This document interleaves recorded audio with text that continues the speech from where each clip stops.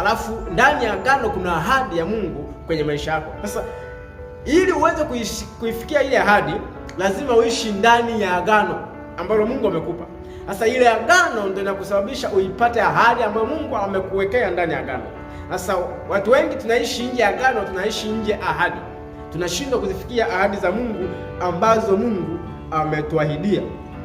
Kwa hiyo ili ahadi ya Mungu itimie, lazima uishi ndani ya agano.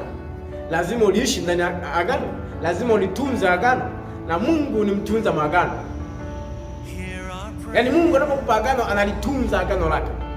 Sasa ni wewe kutembea ndani ya agano ili Mungu akutimizie ahadi.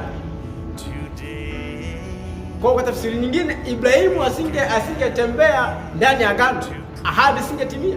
Lakini kwa sababu alitembea ndani ya agano, ahadi katimia.